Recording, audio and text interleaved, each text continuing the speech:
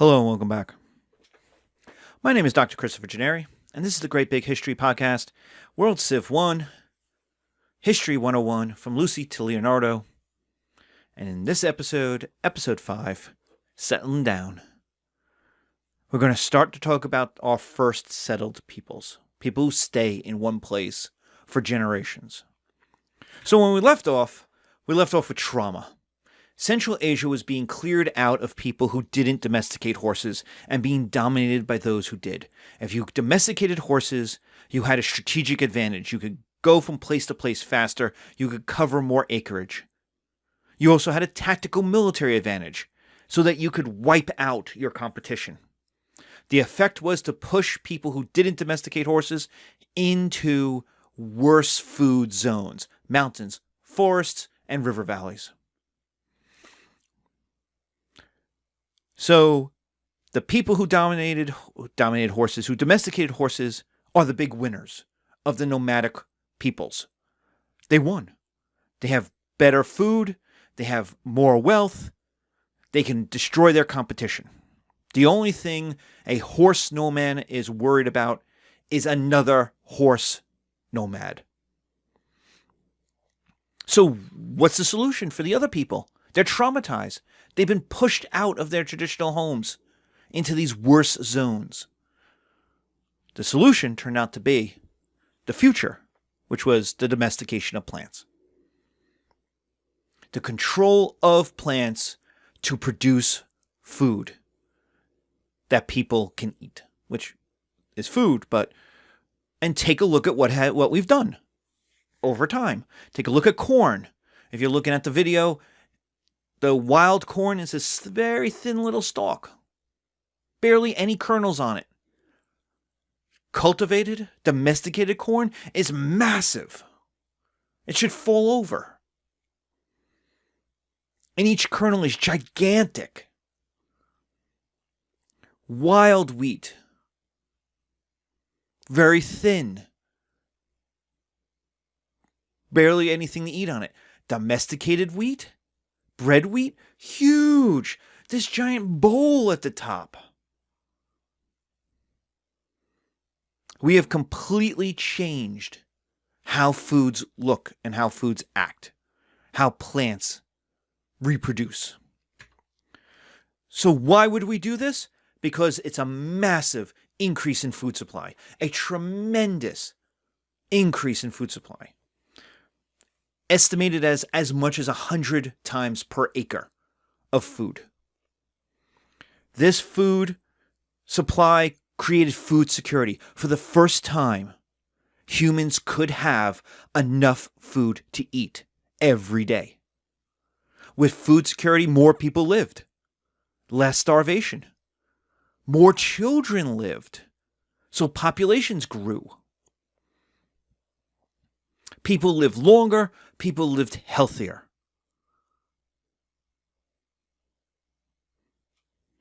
It's a complete accident.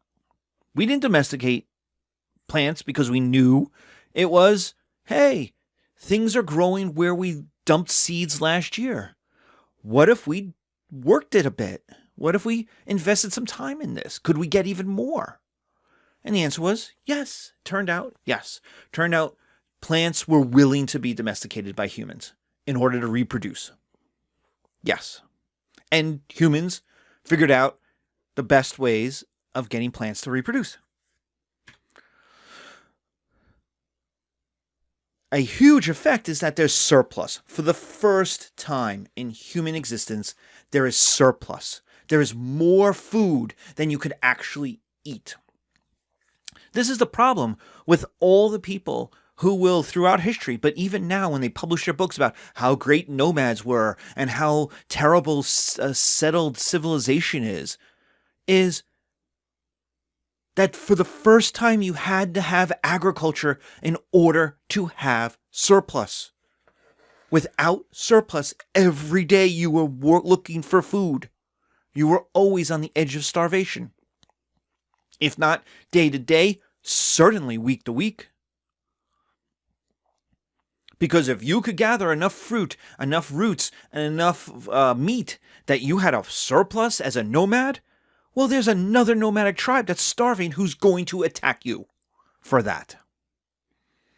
So your life was not blissful in like Eden, where you had plenty of food and nothing to worry about. Your life was a constant struggle as a nomad, as your life will be constant work as a settled person. But for the first time, you had surplus, which allowed for savings. You had more than you could eat. You had more than you could spend. And that allowed for protection.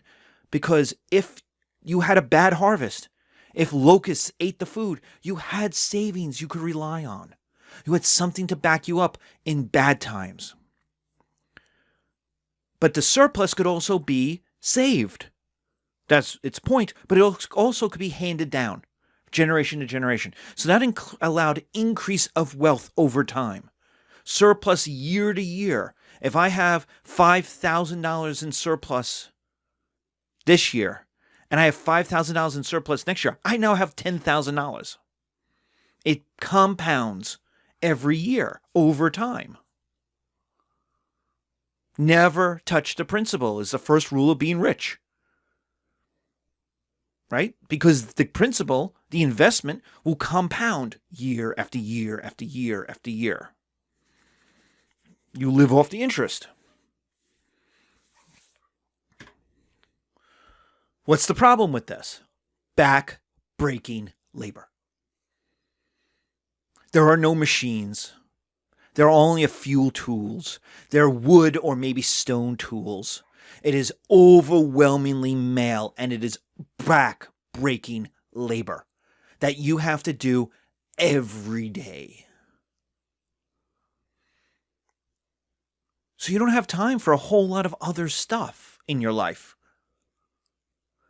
These are also, because it's so hard, overwhelmingly male jobs. And so women get pushed into secondary jobs.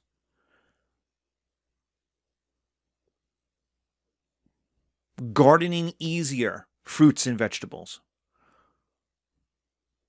Mending or making clothes. Doing the wool. Milking the goats. Not unimportant jobs. Important jobs. But not the main source of survival food or income. That will be overwhelmingly male. We have individual plots. You have to work this space, and it's usually about 10 to 15 acres. 10 to 15, maybe 20 acres is as much in the ancient world, in the Greek world, as one person could work. One man could work. About 15 to 20 acres. It turns out that 15 to 20 acres produces enough food to feed a family for a year. How weird is that? But that's the math. Now today, farmers have machines, they have engines, they have all kinds of things so that one farmer could do thousands of acres. But when it was you and your spade, through most of history, we're talking until they start to get large animal labor, you're talking 10 to 15 acres. Oxen, later horses, will allow that to double, maybe triple. And as time goes on, you'll get one farmer can get more. But there's a reason why in 1864, the redistribution of wealth in the South was 40 acres and a mule to freedmen, to ex-slaves. Why? Because it was, you can work 40 acres if you have an animal with you. If you have an animal who can labor, help you plow, you get 40 acres. You don't need 200, 500, 1,000 acres. You can't farm that. So between the ancient Greeks and 1860, so we're talking 2,000 years, you go from 15 acres to 40 acres for a middle-class farmer. For a middle-class yeoman farmer. That's what we're talking. And that's improvement in tools, that's improvement in knowledge, that's improvement in education on weather, and that's improvement in animal technology, animal labor, right? Get you from 15 to 20 acres to 40 acres. That one man can farm, but is enough. Okay? And the idea was you now produced savings on your individual plots. You now create individual wealth. I worked these 15 acres. They're my 15 acres. So now it's mine, not ours. And so you have less social cohesion. And this is the beginning of quote-unquote capitalism, which begins to replace quote-unquote communism of nomads. Whereas nomads had to share everything in order to survive. Now we start getting mine. I earned it. It's mine. I made it. I grew this. I don't have to share it with you. So we get the start of capitalism in settled society replacing the communism, quote unquote, because they're not exactly, this is not Marxism. This is not, capitalism is not Friedman concept of neoliberalism. These are broad terms, So, but you start to have individual people with individual wealth and individual work, replacing the commonality, the common good, where everyone contributes and everyone works, but everyone also takes from the group. What this allows for is savings, generational wealth, as we kind of talked about, which gives you massive income inequality. Some people will be far richer. Now, remember, you can't get richer by working more land. You can't do it. You can only physically work 15 to 20 acres. So you can't be like, well, I'll just work 40 acres. There's no technology that will allow you to do it. So how do you do it? Well, you do work. You do work your 15 acres and you work them hard. But it's also the rich get richer, and a lot of it is through luck, through smarts, through getting lucky. Like your dad didn't die. Your neighbor's dad did when he was a kid. Well, that he just lost 30 years of income because his dad's dead. Well, you got 30 years of income from your father working. The poor stay poor. But also through luck, through smarts, through lack of work, they get poorer. Because you could choose not to work and not work your 15 acres or not work them well. But your husband dies rather than lives. A flood ruins your neighbor's farm instead of yours. Locusts eat all your savings and not your neighbor's. Like, a lot of this is just luck that allows for this income inequality. But because it's generational and you can pass it down from generation to generation to generation, it can build. And so you get massive income inequality between the rich and the poor. And we will talk about the rich as basically the top 2% and the poor as the bottom 98%. Like, how liberals today say the 99% and the 1%? In most of the classes we're talking about the top 2% and everybody else. There is no middle. There is no middle class. In fact, the middle class even today is a lie. The middle class is a bunch of poor people who don't want to think of themselves as poor. But here's the question for you. This is how you know if you're poor or not. If you lost your job, if you lost your income, can you count the amount of time it would take for you to run out of money? If you can, you're poor in this class. You're not middle, you're poor because you will run out of money. Rich people never run out of money. That's because they're rich. Rich people don't think about money because it exists. It's like air. I don't think about air. I just breathe it. Rich people, really rich people, don't think about money. It just exists. They want something, they buy it. Someone buys it for them. They're given it. Kim Kardashian hasn't had to pay for a dress in 15 years. She hasn't paid for jewelry in 15 years. Because people will give it to them. It's an advertisement. So they don't have to think about money. Real wealth. That top 2% doesn't think about money. Because it just exists. It's just, numbers in the air. It's ozone. Poor people think about money all the time because they have to. You need stuff to be produced. Hose, building materials, storage ceramics. So you need non-farmers because they have to make the stuff. Farmers need the work. But that creates a problem. How are they going to eat? And so we have to now create an economy that's never had to exist before. Because in the communist nomadic societies, everyone takes, but everyone also gives. So it all goes into a pot, and everyone takes out of that pot, or is given stuff out of that pot, and they put into that pot. Now, you need specialists. Because if you don't make storage ceramics, right, for you to have your savings, rats will eat it, poop on it, pee all over it, which will ruin it, right? So you need to create ceramics to keep the rats out of it. You need to create farm implements that help you farm because your hands won't be able to do it. And you need building materials to build a house, to build a shed, to build someplace to put the animals in the winter because you're not moving anymore. So non-farmers need to exist. They need to have specialties because they need to know what they're doing. And then they need to produce the stuff and they need to get paid so they can eat. So we'll start with a barter, but eventually we'll move the money.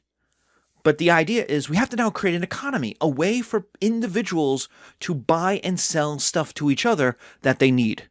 So again, capitalism begins to replace communism. Because it all goes back to the farm. And here's the final problem. You are stuck in one place forever. That is your 10 acres. Yours. You own it. And the entire world will keep turning, but that is yours. The problem is that there are people out there who need your food.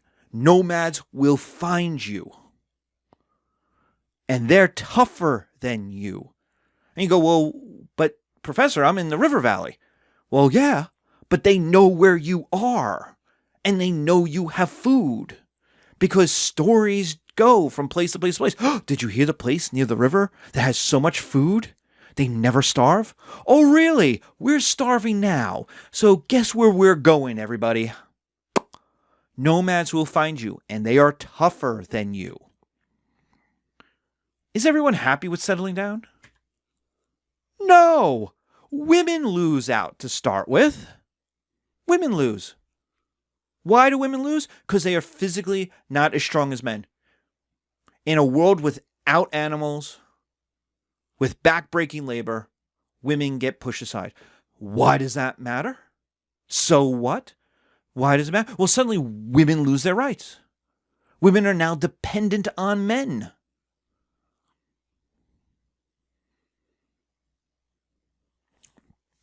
Women are now stuck. Their entire success is now dependent on how much money their father makes, and then how successful their husband is. If their husband is a drunk or lazy, their lives are worse. If our husband is really successful, their lives are better. And thus their children's lives are better. That's radically different than nomadic society, where women contributed, women had rights, women had respect in the society. Remember, judges, midwives, law, well, that's judges, laborers, archives. They had all of these roles. Well, guess who's going to do those roles now? It's going to be men. Why? Because they view things as farmers. They go, well, you're not contributing. You're weak. You are too weak to farm. So if you're too weak to farm, you're too weak to probably do other things too.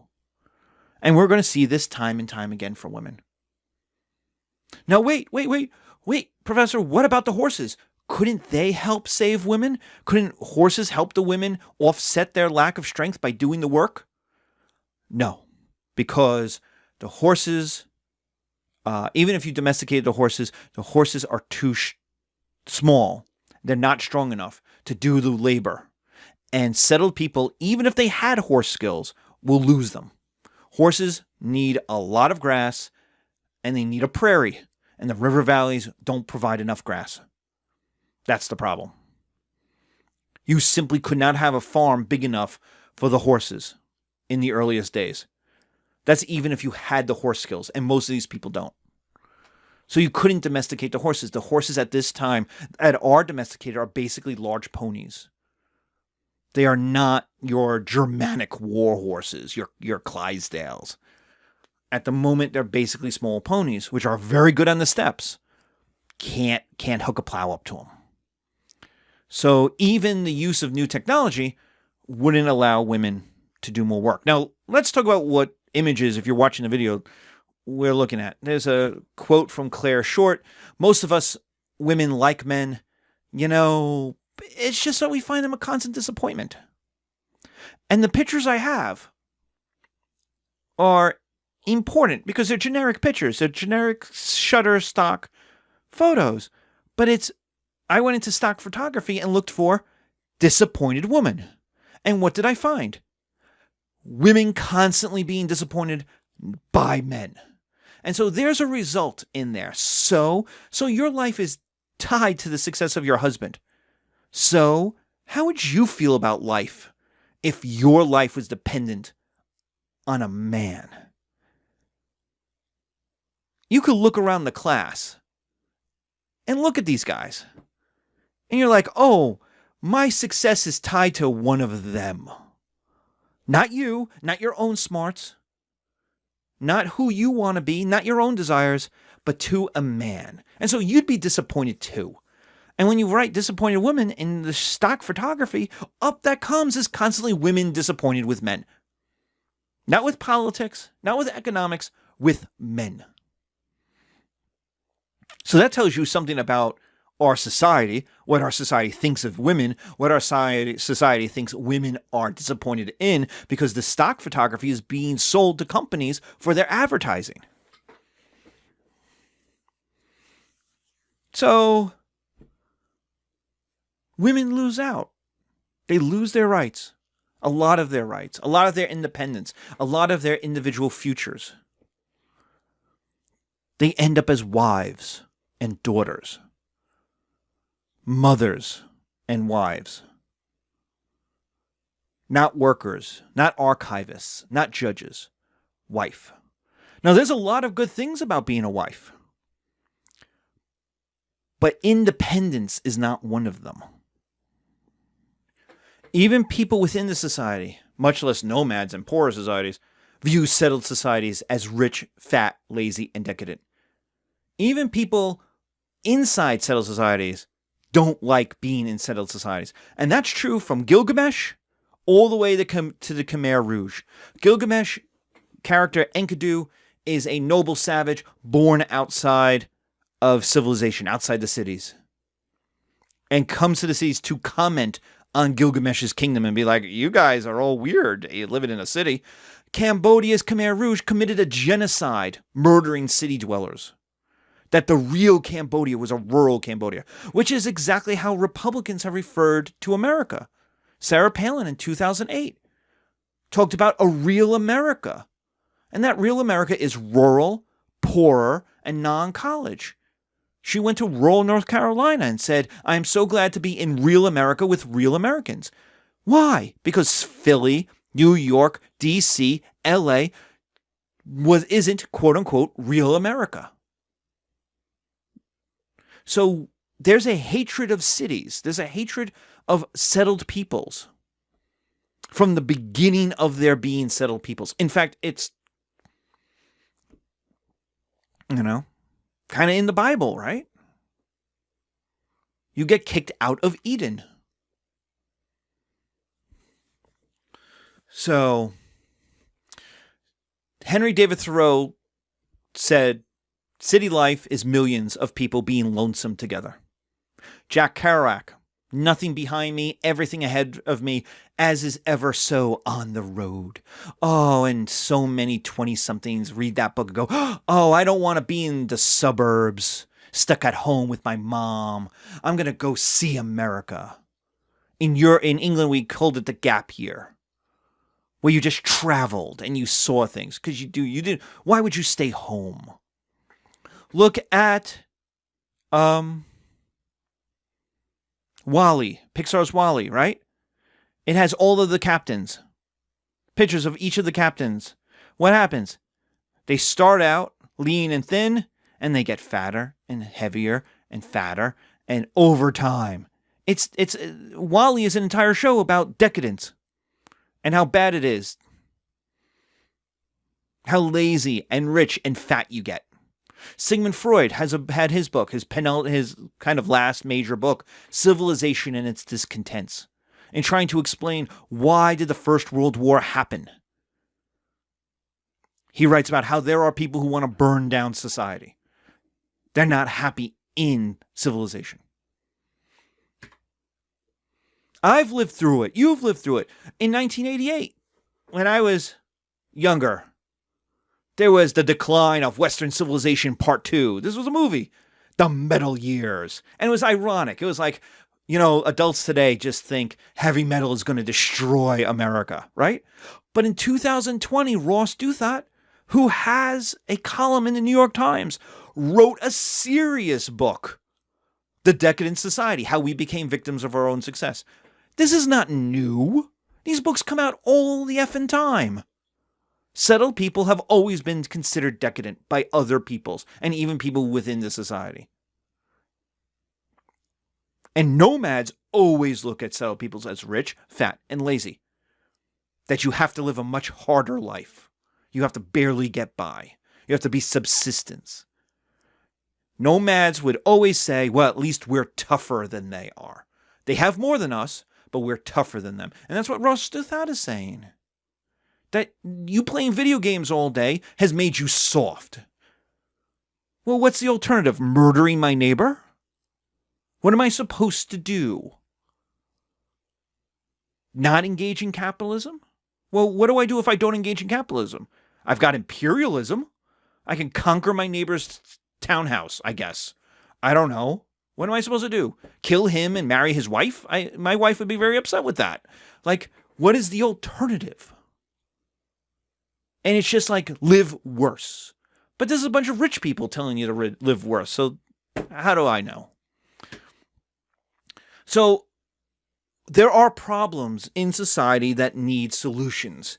There's the problems of nomads and the problem of nature.